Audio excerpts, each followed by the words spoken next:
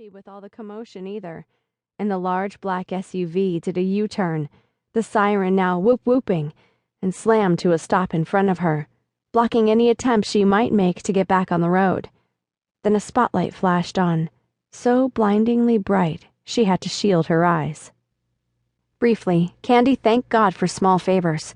At least the person pulling her over wouldn't be her lifelong friend, Turner Halliday. He was the actual sheriff in Cataloochee County, and the sheriff didn't work nights. He had deputies to take those less desirable shifts. So at least Candy would be spared the additional humiliation of being pulled over in the middle of nowhere at 4 a.m. by her childhood buddy.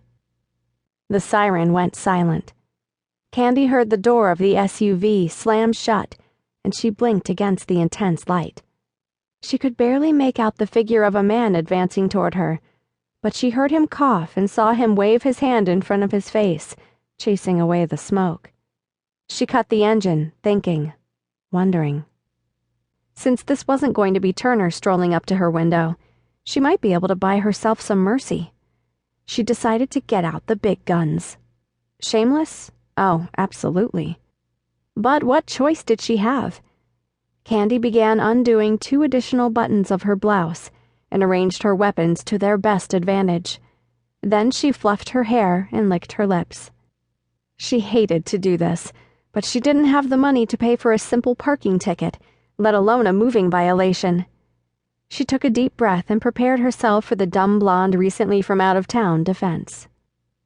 That's when the officer reached the driver's side window, leaned in, and grinned at her. "License and registration, ma'am," Turner said, his bright eyes and white smile gleaming in the spotlight.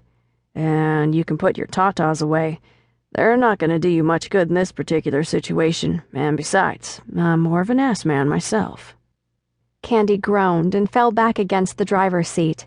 "Oh, come on, Turner, have mercy on me." He shook his head and chuckled. "Candy Carmichael, this car you're driving is a public safety hazard of the first degree, and that's with the lights on. Lord have mercy, girl, what are you doing driving around in the dark in this piece of shit with no headlights? You could have killed someone or gotten yourself killed." She sighed as she reached up to button her shirt. "Yeah, I know, sorry.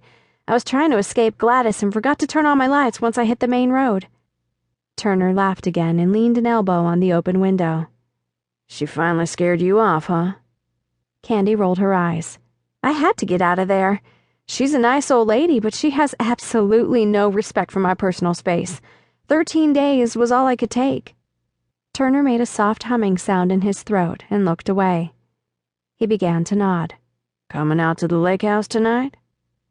"Of course," Candy said, smiling, hoping that this detour into small talk meant Turner had decided to take pity on her. How could he not?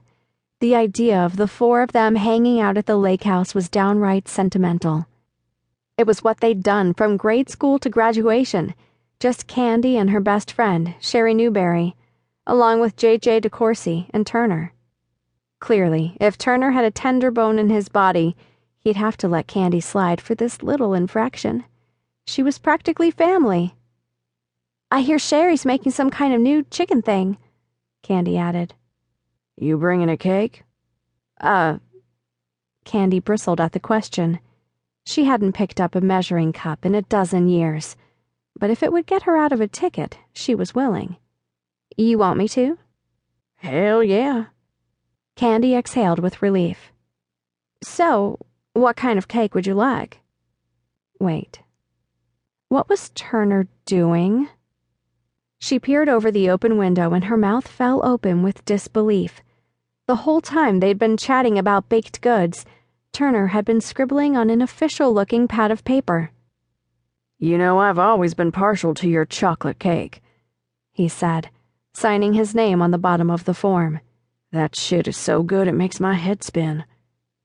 He carefully pulled the top layer of paper from the pad, smiled, and handed it to her. She narrowed her eyes at him. "Really?